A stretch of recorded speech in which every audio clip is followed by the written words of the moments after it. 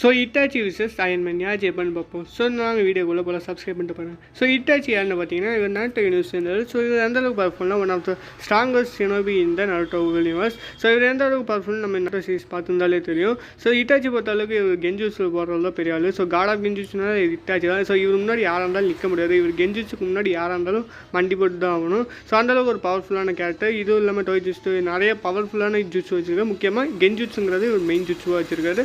So நம்ம Iron Man பார்த்தீங்கன்னா ரெண்டு பேருமே ரொம்ப பவர்ஃபுல் கேரக்டர் தான். ஸோ அயன்மேன் பொறுத்தளவுக்கு அவர் ஆர்மர் தான் எல்லாமே. ஆர்மர் வச்சு எவ்வளோ பெரிய வில்லனாக இருந்தாலும் நான் ஒத்தை நிற்பேன்டா யாராக இருந்தாலும் வாங்கடான்னு சொல்லிட்டு போவார். பட் ஆனால் இலியூஷன் கிட்ட இது வேலைக்காகுது. ஸோ என்னடா ரெண்டு ஹீரோவும் சாக்ரிஃபைஸ் பண்ணியிருந்தாலும் ஒன் ஆஃப் த பவர்ஃபுல் கேரக்டர்னு நான் சொல்லணும்னா இட்டாச்சியாக தான் சொல்லுவேன். ஸோ அயன்மேன் என்ன தான் இன்டெக்ட் இன்டெலிஜென்ஸ் இருந்தால் அதே அளவுக்கு இட்டாச்சி கிட்டே இருக்குது. ஸோ போட்டியில் ஜெயிக்க போகிறது நம்ம இட்டாச்சி தான். ஸோ அயன்மேன் கிட்ட அந்த ஆர்மர் இருந்து தொகைச்சா அதான் வாய்ப்பு இல்லை ராஜா. அயன்மேனும் செத்து போயிடுவார். ஸோ வீடியோ பிடிச்சிருந்தா லைக் அண்ட் சப்ஸ்கிரைப் பண்ணுங்கள். Bye guys.